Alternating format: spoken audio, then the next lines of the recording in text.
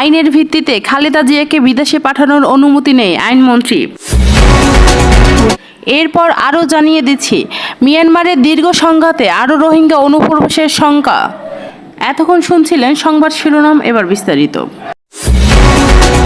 আইনের ভিত্তিতে BNP chairperson Begum Khaleda জিয়াকে বিদেশে পাঠানোর অনুমতি দেওয়া যাবে না বলে জানিয়েছেন আইনমন্ত্রী আনিসুল হক।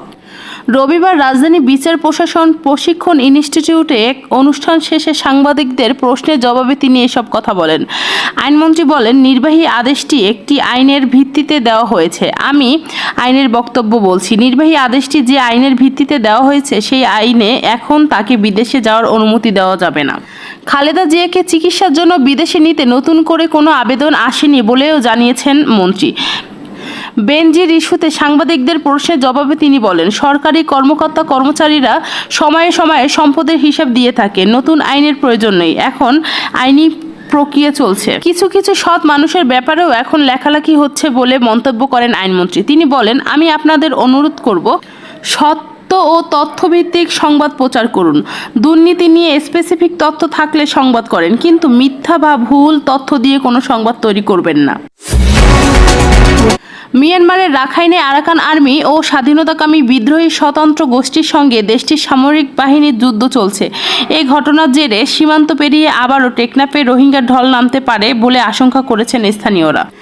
জানা গেছে, নতুন করে 2024 সালে ফেব্রুয়ারি থেকে শুরু করা হয়েছে মিয়ানমার রাখাইনের স্বাধীনতাকামী স্বতন্ত্র সংগঠনের সঙ্গে দেশটির নিরাপত্তা বাহিনীর মধ্যে সংঘাত তীব্র আকার ধারণ করলে রাখাইনে বসবাসকারী রোহিঙ্গারা পালানোর চেষ্টা করে। বিভিন্ন সংবাদ মাধ্যমে ও স্থানীয় রোহিঙ্গাদের বরাতে জানা গেছে, রাখাইন রাজ্যে সংঘর্ষ দিনকে দিন বেড়েই চলেছে।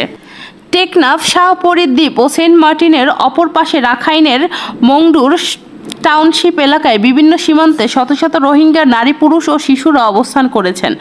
এমন পরিস্থিতিতে নতুন করে কক্সবাজারের টেকনাফ সীমান্ত দিয়ে রোহিঙ্গার অনুপ্রবেশের আশঙ্কা দেখা দিতে পারে বলে জানিয়েছেন স্থানীয় এক সূত্র। এর আগে 2017 সালে মিয়ানমারের নিরাপত্তা চৌকি ও ক্যাম্পে হামলার ঘটনার জেরে নির্যাতিত রোহিঙ্গারা ব্যস্তচ্যুত হয়ে পালিয়ে আসে বাংলাদেশে। আশ্রয় নেয় উখিয়া টেকনাফে। এখন পর্যন্ত মিয়ানমারের সরকার কোনো রোহিঙ্গাকে দেশে ফেরত নেননি।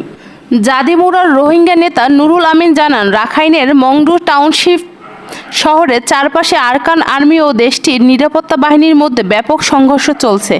এমন পরিস্থিতিতে রাখাইনের রোহিঙ্গারা বাড়িঘর ছাড়ছেন এবং সেখানে তীব্র খাদ্য সংকট দেখা দিয়েছে। হোয়াইং ইউনিয়ন পরিষদের চেয়ারম্যান অধ্যক্ষ নূর আহমদ আনোয়ারি জানান, বিগত সময়ে রোহিঙ্গারা এদেশে অনুপ্রবেশ করার কারণে বিপাকে পড়েছেন স্থানীয়রা। তাই নতুন করে কোনো রোহিঙ্গা অনুপ্রবেশ আমরা চাই না।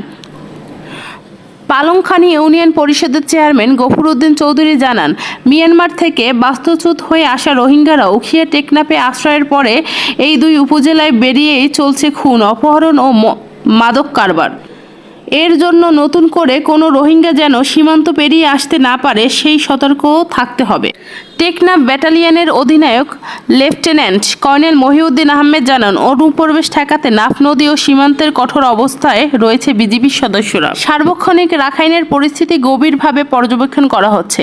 টেকনাফ উপজেলা নির্বাহী কর্মকর্তা আদনান চৌধুরী জানান, রোহিঙ্গা অনুপ্রবেশ ঠেকাতে বিজিবি ও কোস্ট গার্ড সদস্যরা টহল জোরদার করা হয়েছে।